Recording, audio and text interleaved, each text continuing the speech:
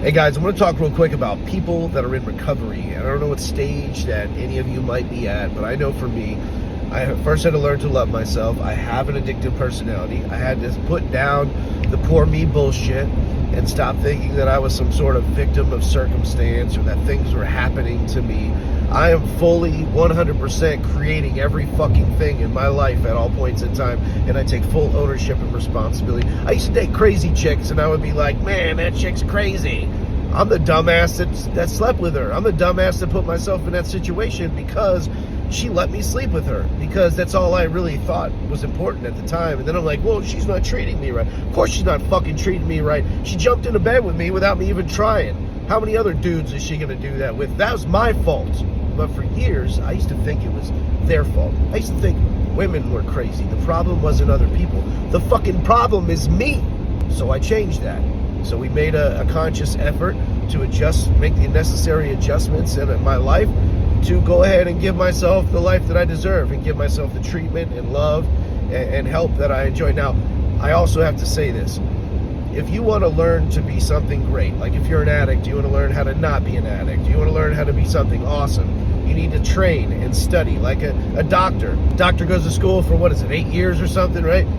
They go to school, they do everything they can, and they get their degree, and then boom, they're a doctor. But they put themselves around that environment, and they train themselves to do so.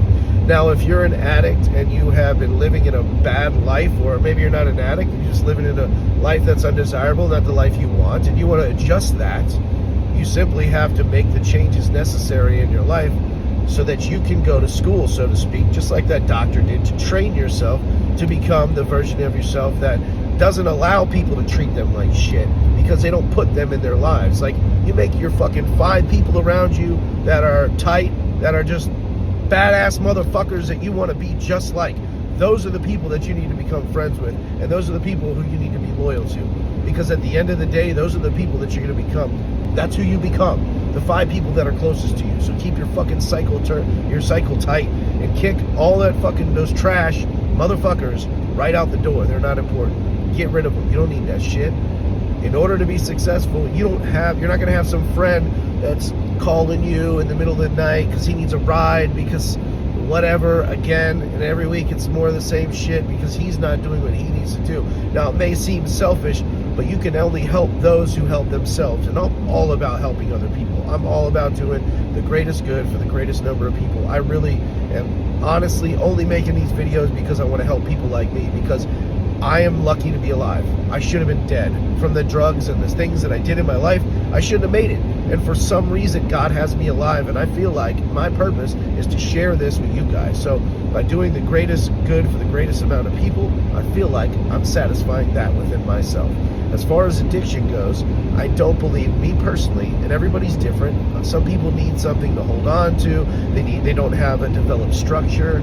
I am not like that. I've been on my own since I was 15. I developed over time structure and organization from working.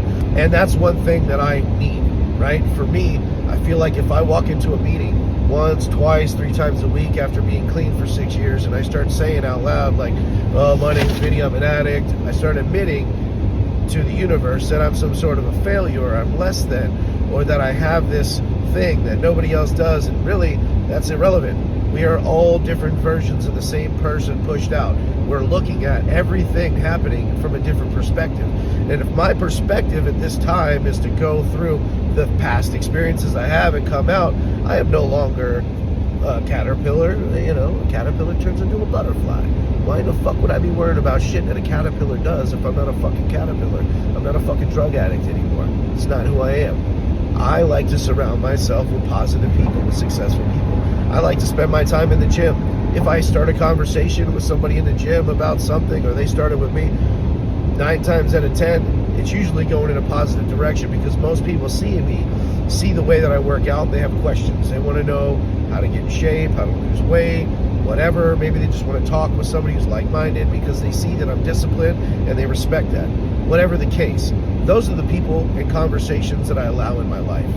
I don't go to bars anymore. I don't bartend anymore. I don't bartend and listen to everybody's shit. And at the end of the night, I'm like, fuck, man, now I need a drink. Listen to everybody's problems all day. The other night, I had to have a couple drinks. And it wouldn't stop there. Not as a bartender in fucking Tampa and Ybor City, because all the bars are open and I'm chasing girls. So, you know, back to my old dumb shit. That's, you know, toxic behavior. And that was because I didn't love myself. I was seeking love, and I was doing it in an inappropriate way. I was seeking love through physical interaction with women, through sex. Women want love so they can be in a relationship and have sex. Men are a little bit different. Men want to have sex so we can feel loved. So, I don't know. I don't understand all that. I think both men and women are a little crazy in their own right. And I love that about us. This journey's fucking awesome. Over 6 years of being sober, going on 7, man. I fucking love you guys, man. Anything I can ever do to help, please let me know. Whatever it is, man, let's talk about it. Love you guys. Later.